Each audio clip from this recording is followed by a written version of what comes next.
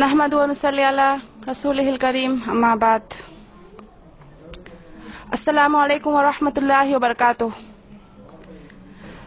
मैं जामिअतुस सालिहात लिल बनात कड़पा आंध्र प्रदेश की मुअल्लिमा नजमा बात कर रही हूँ। आजकल जो इस्लाम में चार शादियों का जो मसला छिड़ा है, हिंदू मजहब के लोग जो ये चार शादियों के बारे में नुक्ताचीनी करते हैं, कहते हैं कि गलत है, औरतों पर जुल्म है। तो उसके सिलसिले में मैं कुछ कहना चाहती हूँ, मेरी राय का इजहार करना चाहती हूँ। इस्लाम ने कुरान की आयत है सूरह निसा की, अल्लाह ताला का इरशाद है, फनकिहू मा तवा लकुम मिनन निसाही मसना सलासा और रुबा फ़इन खिफ्तुम अल्ला तादिलू फवाहिदा। इस आयत का तर्जुमा यूं आता है, तुम औरतों में से उनसे निकाह करो जिनको तुम पसंद करते हो, दो दो, तीन तीन या चार। अगर तुम को ये डर हो कि तुम उनके दरमियान इंसाफ नहीं कर पाओगे तो एक ही पर इक्तफा कर दो। तो देखिए, इस आयत में अल्लाह ताला मुसलमान मर्दों से कह रहा है कि जो औरतें तुमको पसंद हो, तुम उनमें से दो या तीन या चार तक के तुम शादी करो, तुम निकाह करो। इसमें अल्लाह ताला इजाजत दे रहा है, ना कि हुक्म दे रहा है। और कह रहा है आगे ये भी कि अगर तुम उनके दरमियान मुसावात, अगर तुम उनके दरमियान फैसला नहीं कर पाओगे, अगर उनके दरमियान इंसाफ नहीं कर पाओगे तो एक ही पर इक्तफा कर लो। तो हमारे जो हिंदू भाई जो हम पर नुक्ताचीनी करते हैं, कहते हैं कि चार शादियां तो औरतों पर जुल्म है। ये किस तरीके से जुल्म हुआ? ये जुल्म सरासर नहीं है। मैं इसके बारे में जो चार शादियों का जो फायदा है तो इसके बारे में आपको समझाती जाती हूँ। अक्सर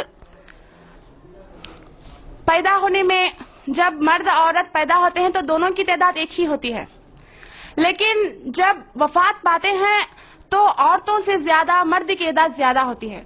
वजह यह बनी कि जो जंग में ज्यादा जाते हैं वो मर्द ही जाते हैं, जिसकी वजह से मर्दों का ही इंतकाल ज्यादा होता है। जैसा कि हम इस्लाम का नहीं बल्कि दुनियाही का हिसाब पहले जंग अजीम को देखते हैं। जो जंग अजीम 1914 से 1918 तक हुई, उसमें 80 लाख मर्द इंतकाल हुए। उसमें सिर्फ 80 लाख मर्द सिर्फ फौजी इंतकाल हुए, और जो बाकी शहरी है उनका तो कोई हिसाब नहीं। और जो दूसरे जंग अजीम 1939 से 1945 तक हुई, उसमें 6.5 करोड़ मर्द जख्मी और माजूर हुए। तो अब इस जंग को कायम करने, इस जंग को कायद की जो कंट्री थी वो जर्मनी थी। तो उसकी हालत 1920 से 1940 तक ये बनी हुई थी कि उनमें से हर एक मर्द के मुकाबले में 3 औरतें निकाह को पहुंची हुई थी। 3 औरतों की उम्र निकाह को पहुंची हुई थी। अब जाहिर सी बात है कि मर्द एक है और औरतें 3। अब बताइए, एक मर्द एक से निकाह करेगा तो जो बाकी की 2 औरतें हैं वो कहाँ जाएंगी? वो 2 औरतों का क्या हाल होगा? या तो वो यूं ही कुंवारी बैठ जाएंगी, या तो वो दूसरे गैर शरई काम में, या तो गैर शरई कामों में लग जाएंगी, जिसकी वजह से वो औरत बर्बाद हो जाएंगे और हमारा जो समाजी निजाम है वो बिगड़ जाएगा। तो इस वजह से इस्लाम ने 4 शादियों का रिवाज बनाकर, 4 शादियों की इजाजत देकर उन औरतों का ही भला किया है। अगर 4 शादियों का हुक्म ना देता, अगर 4 शादियों की इजाजत इस्लाम ना देता तो जो 2 बाकी औरतें हैं वो ऐसे ही कुंवारी रह जाएंगी, या तो गलत कामों की तरफ चली जाएंगी, या तो वो ऐसे ही रह जाएंगी। इस वजह से इस्लाम ने 4 शादियों का रिवाज बनाकर ये औरतों के लिए रहमत बनाया है, ना कि जहमत।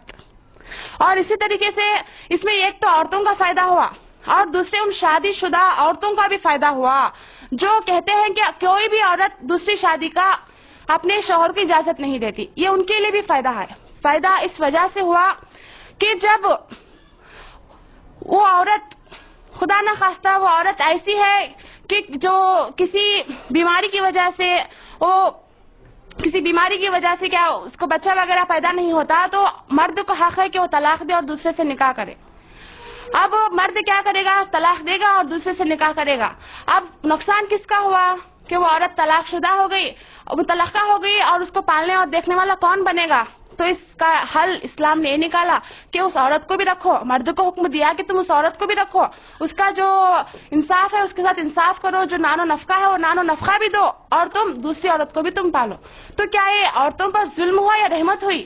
اگر صرف ایک طلاق، اگر ایک نکاح کی اجازت ہوتی تو وہ مرد طلاق دے دیتا اور دوسروں کو نکاح کر لیتا، لیکن اسلام نے 4 شادیوں کی اجازت دے کر مرد ہی کے لیے، عورت ہی کے لیے رحمت بنایا ہے، نہ کہ ظلم کیا ہے۔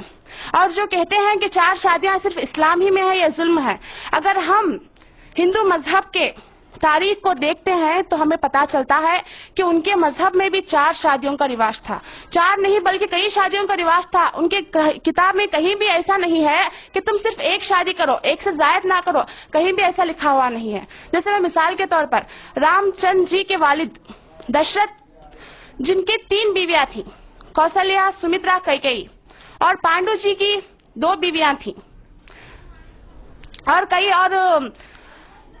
کرشنا جی کی تو کئی بیویاں تھیں۔ تو کیا اس بات سے ہم کو یہ پتا چلتا ہے کہ یہ جو تعدد ازدواج یعنی 4 شادیوں کا رواج جو اسلام عورتوں پر ظلم کر کے کہتی ہے، وہ صرف وہ ظلم نہیں ہے، بلکہ یہ ظلم نہیں بلکہ عورتوں پر رحمت ہے۔ اور اگر دیکھا جائے تو دوسرے مذاہب میں بھی اس کا رواج ہے، اور دوسرے مذاہب کے بڑے بڑے لوگ بھی 4 شادیوں، ایک سے زیادہ شادیاں کیا کرتے تھے۔ تو بولنے کا مقصد یہی ہے کہ جو نکتہ چینی اسلام پر کرتے ہیں کہ 4 شادیوں کا اجازت مرد کو دے کر عورت پر ظلم کیا جا رہا ہے، یہ ظلم نہیں ہے بلکہ عورت ہی کے لیے ایک رحمت ہے۔ تو السلام علیکم ورحمۃ اللہ وبرکاتہ۔